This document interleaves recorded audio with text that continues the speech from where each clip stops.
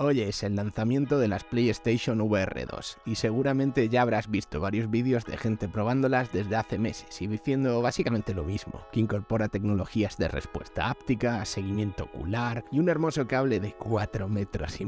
No tengo ni una Play 5 ni sus nuevas gafas para poder haceros una review, pero aún así he preparado este vídeo para hacer un repaso por la peculiar evolución en los productos de Sony hasta llegar a PSVR 2, que tiene todo el potencial para revolucionar el mundo del gaming y el de la realidad virtual. Estoy convencido de que te va a interesar este viaje por el tiempo. Soy Gianluca y estás en Cazadores de Realidades. Si eres nuevo, bienvenido. Y si ya eres suscriptor, me alegro de volver a verte por aquí, Hunter. Sin más dilación, viajemos al pasado.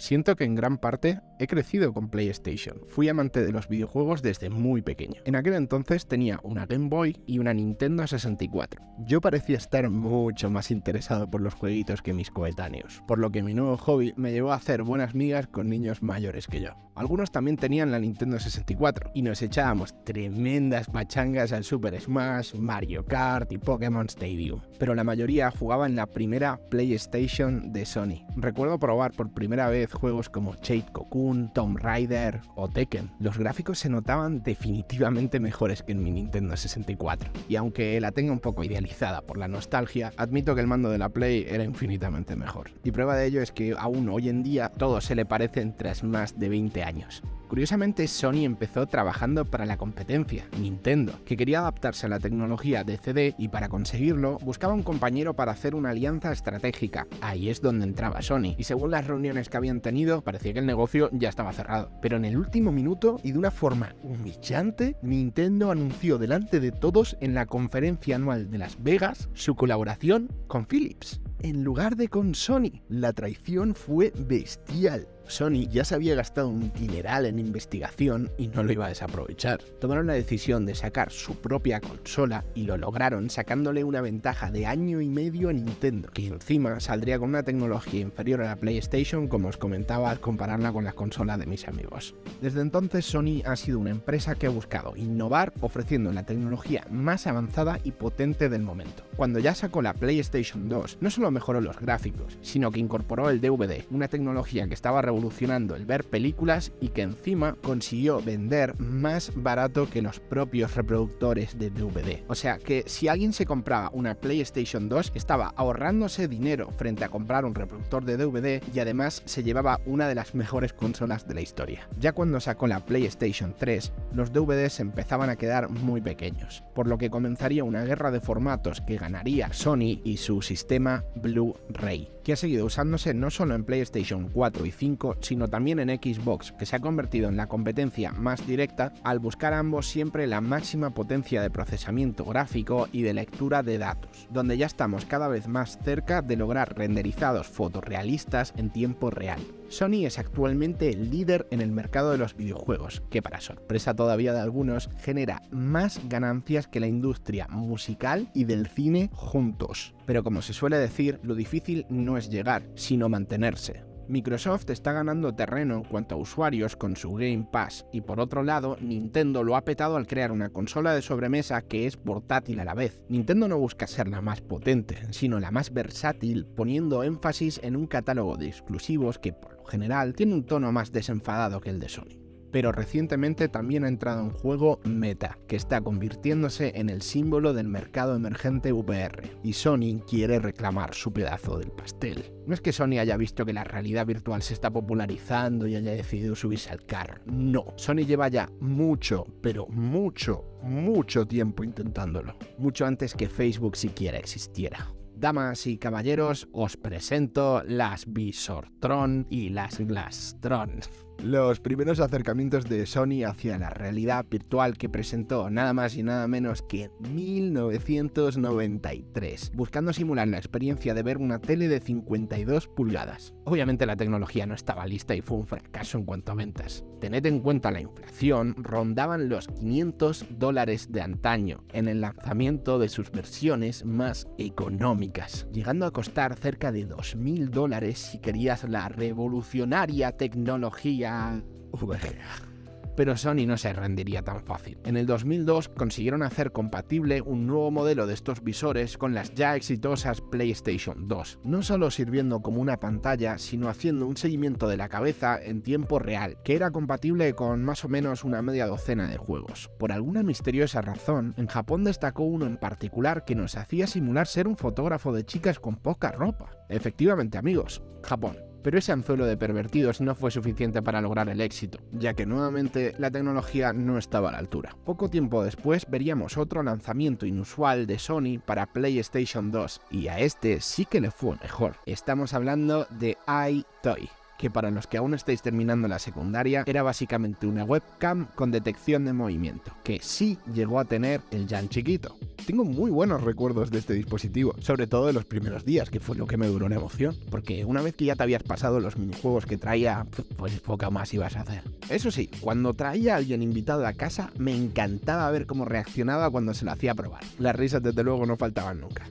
Ya para la generación de PlayStation 3, la industria del videojuego experimentó una revolución que protagonizó Nintendo, esta vez con su Nintendo Wii, que no solo atrajo a los gamers, sino a un público mucho más mainstream de todas las edades. Microsoft y Sony intentaron aprovecharse del tirón que había generado Nintendo, sacando cada uno sus dispositivos para su propia consola. En Xbox 360 teníamos Kinect, que no dejaba de ser una versión mejorada de EyeToy con algunas funciones muy interesantes, como la de los comandos de voz que ahora usamos normalmente con la Alexa, o el poder controlar la televisión con nuestra mano, que también lo tienen incorporado algunas televisiones. Por su parte, para la Play 3, Sony respondió con PlayStation Move, que aunque tenía una tecnología de seguimiento de los controles superior a la Wii, no llegó a triunfar como Nintendo. En 2011, y por último para la PS3, Sony volvería a intentarlo con lo de los visores de vídeo, a pesar del fracaso que tuvo antaño. Lo bautizó como la serie de dispositivos HMZ, de Head Mounted Displays, que según comentaron los pocos usuarios que lo probaron, era una experiencia que era más positiva. Contaba con paneles OLED y también con el pequeño inconveniente de costar $700 para tan solo dar una resolución de 1280 x 720 píxeles. Un artículo extravagante para ricos que quisieran un capricho bastante innecesario.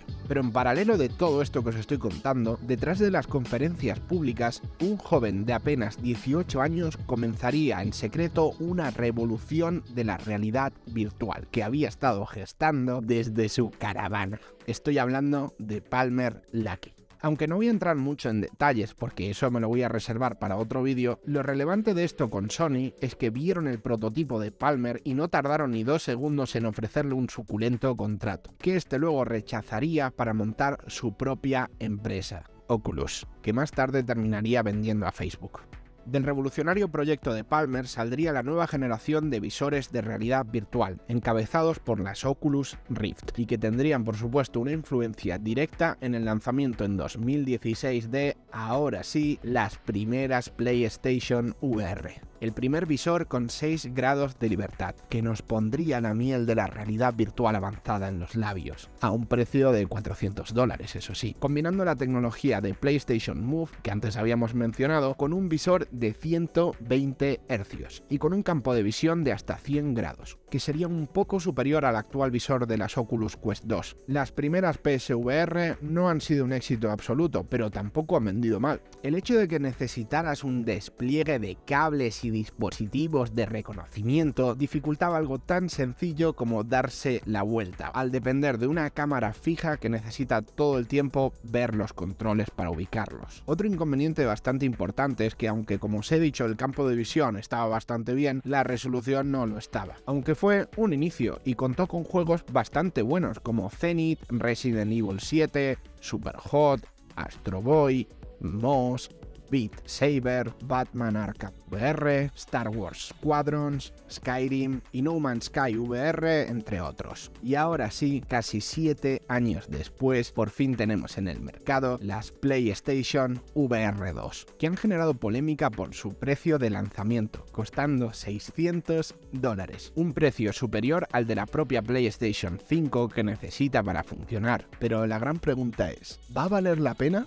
A nivel personal, creo que es un visor fantástico. Aunque no sea un all-in-one como las Quest 2 o las Pico 4, que pueden funcionar sin una consola u ordenador, hay juegos que necesitan un poder de procesamiento que sin un dispositivo lo suficientemente potente impulsando no se llega a lograr. Hablamos de juegos como el nuevo Horizon Call of the Mountain, Hubris, Habris, Hibiri, este no sé cómo se pronuncia, lo siento chicos, o el Kayak VR. Estos son ejemplos de juegos que piden muchos recursos, pero que después pues lo valen. Si hay algo que me ha gustado de la PlayStation 5 es la respuesta áptica de su mando, que ejerce una resistencia en los gatillos adaptativa al arma que uses, por ejemplo, que está presente en los mandos de la PSVR 2, que también cuenta con un sistema de vibración en la parte frontal del casco, que hará que nos caguemos en los pantalones cuando nos salte un susto del Resident Evil Village. La resolución no solo es Full HD, sino que llega hasta el 2K en cada uno de los ojos a través de sus pantallas OLED, que se traduce básicamente en unos colores y negros más impactantes, logrando que, por ejemplo, si jugamos a un juego que está muy oscuro, realmente estará todo negro y no quedará con ese brillo de las pantallas LED. La tasa de refresco estará nuevamente a la altura entre los 90 y 120 frames por segundo, aunque eso sí, solo serán de un máximo de hasta 60 frames que después, con una tecnología de inteligencia artificial, se duplicarán. Algo que en el papel pues suena muy bonito, pero que en la práctica se generan a veces unas especie de frames duplicados que dan un efecto como de fantasma. Los usuarios que lo han reportado ha sido normalmente cuando utilizaban el joystick para girar, generando así ese efecto de corte que os muestro. Hay que ver cómo evoluciona esto, ya que en actualizaciones podría mejorarse, porque si la consola solo tiene que esforzarse en renderizar 60 fotogramas, por ejemplo, y encima no todo el cuadro de imagen tiene que estar enfocado, sino que se apoya en el nuevo sistema de seguimiento ocular para renderizar solamente la zona localizada donde miramos, logrará una calidad de imagen increíble. De hecho, se dice que estos truquitos para ahorrar recursos podrían llegar a significar que con una PlayStation 5 y un juego bien optimizado, lograríamos tener más calidad de realidad virtual que en los ordenadores que utilizan tarjetas gráficas de alta gama.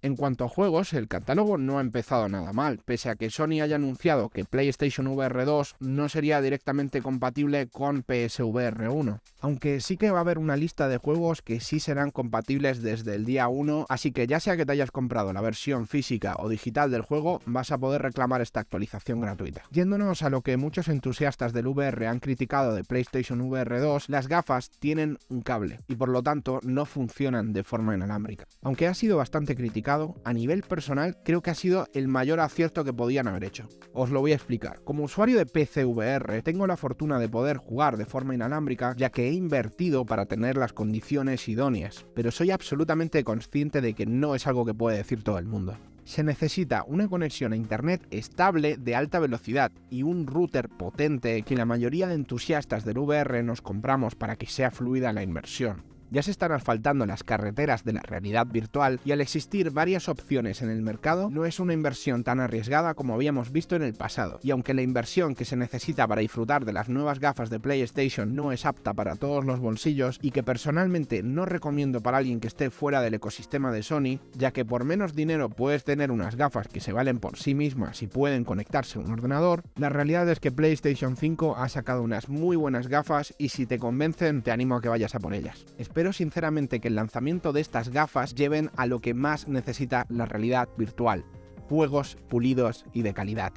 Espero que hayas disfrutado del vídeo y me interesaría saber qué opinas sobre si valen la pena, si te las vas a comprar o qué juegos esperas. Te leo en los comentarios. Soy Gianluca y nos vemos en el próximo vídeo de Cazadores de Realidades. Bye.